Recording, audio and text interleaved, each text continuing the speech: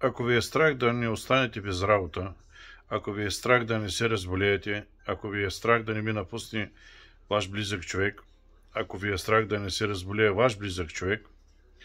ако ви е страх да не ви се случи някакво друго нещастие и въобще, ако имате страх поради някаква причина,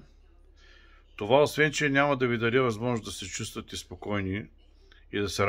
радвате на живота, всъщност ще бъде един вид пречка, блокаж, за това да настроите така съзнанието и подсъзнанието си, за да се сбъдне дадено ваше желание или желание. Ето защо най-напред трябва да се оттървете от такива мисли, трябва да ги неутрализирате веднъж и завинаги, като това може да стане, като получите начините, техниките за това, като влезете в сайта ProgramLook и programluck.com и вие трябва в стъпка 2 да решите тест, който засяга редица проблеми, част от които са свързани с нахлуването в съзнанието на лоши мисли,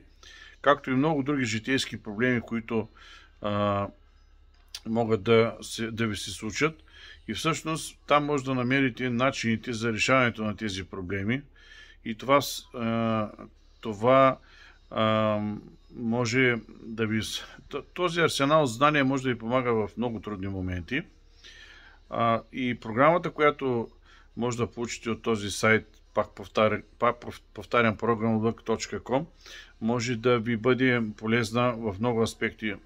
още от живота, но в 4 стъпки, които трябва да извървите, като първото е избор на желание, второто е решаване на тест, третото отново решаване на тест и в 4-та стъпка ви се генерира програмата. Вие ще разполагате с една индивидуална програма, която ще ви настрои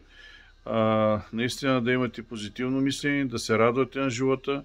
да цените и древните неща в живота. Ще се научите по такъв начин да контролирате мислите си, че все едно несъзнателно ще прилагате във ваша полза закона за привличането и тогава и само тогава може да се разчита на успех, че ще се сбъдне желанието ви. Един вид трябва като шофирането на автомобил да се научите да се подготвите и да го правите машинално и така именно когато имате конкретно желание, ще можете с други техники, които ще получите от тая програма, които съм нарекал алгоритъм, да направите така, че да се реализира всяко ваше конкретно желание. Ако нямате конкретно желание, с тази програма ще се научите да имате позитивно мислене за нещата в живота и ще ви се случват само хубави неща в живота, защото по този начин ще привличате само хубави неща в живота. Пробвайте го и ще видите, че е така. Много пъти благодарение на тази методика съм успявал в трудни моменти в живота си да се справя и да изляза победител. Благодаря.